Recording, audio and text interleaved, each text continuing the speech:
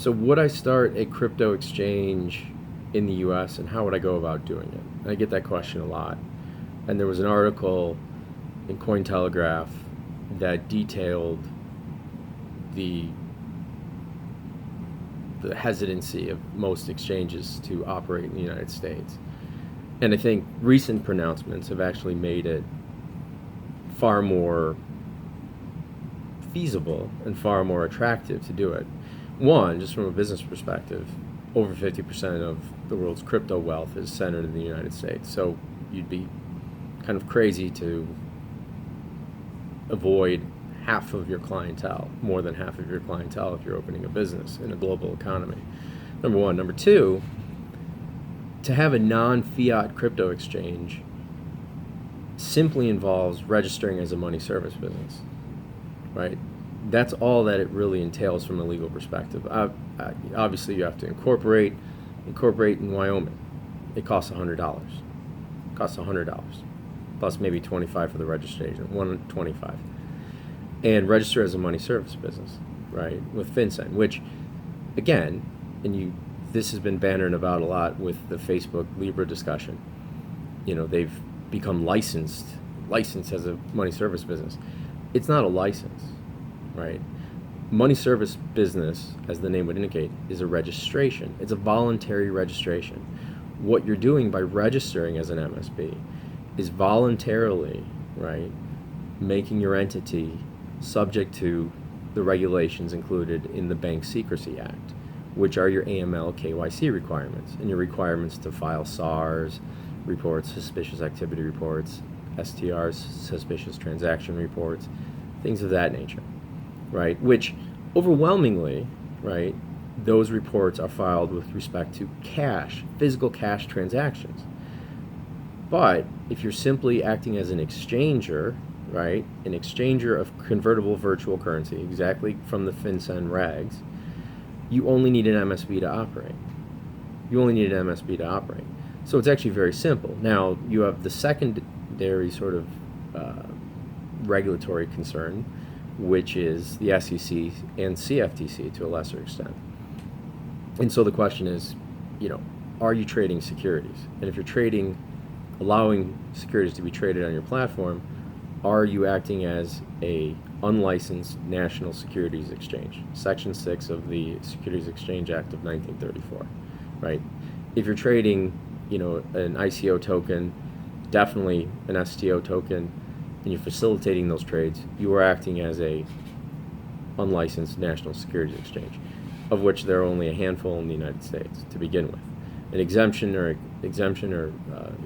that rule is an alternative trading system, which requires you to be a broker-dealer, which I've kind of talked about here before, and that is a whole other thing. But to trade Bitcoin, to trade Ethereum, to trade Litecoin, those are clearly not securities.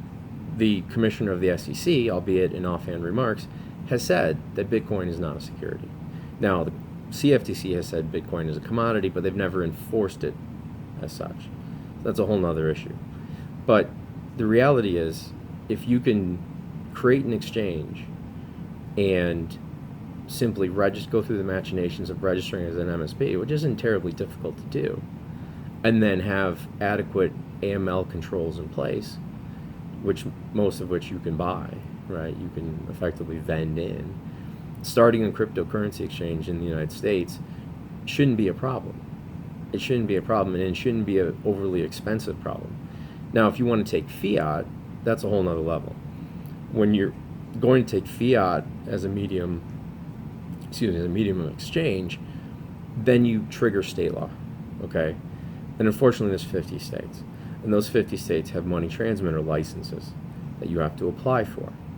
And so to operate in those states and accept fiat currency as a trading pair, right, or to accept fiat currency deposits, you would in turn have to become a money transmitter in that state, which can be costly.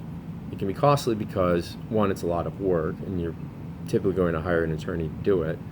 Two, because each state requires a bond to operate, right? It requires a fidelity bond or surety bond to operate as a money transmitter. And these money transmitter laws aren't designed for crypto, with the exception of the bit license in New York. They're not designed for crypto. They're designed for people who have Western Union in their bodega, right? Or people who want to do peer-to-peer payment transfer systems, stuff like that. They're not designed for crypto exchanges, but that's the law you fall under if you want to do a crypto exchange that accepts fiat in the U.S. And there's nothing inordinately difficult to do it. It's just time-consuming, and it can be costly. It can cost about $100,000 to $150,000 to do it. But on a grand scale, does it pan out? I would assume the ROI is there, right? I would assume the ROI is there. Coinbase exists, and it's really just a function of buying and selling 4 different pairs. There's really nothing to it if you think about it.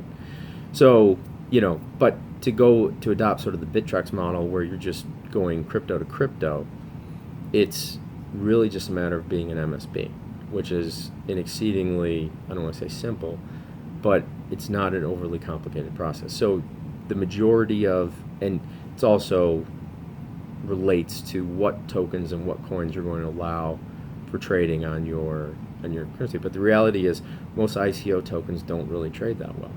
And once ICO tokens are in the marketplace, the question becomes, are they really securities to begin with, right? Are they still securities, or is it just in the offering itself? So, point on point, starting a cryptocurrency exchange in the United States doesn't have to be that hard. And it's too large of a market, in my opinion, to really ignore, considering what you have to put in to legally operate. So if you have questions, if you're looking to set up an exchange in the U.S. or have questions concerning how to do it or how to go about it, feel free to hit me up, at Tracy Firm, TRACY firm.com. Happy to answer those questions, and I'll talk.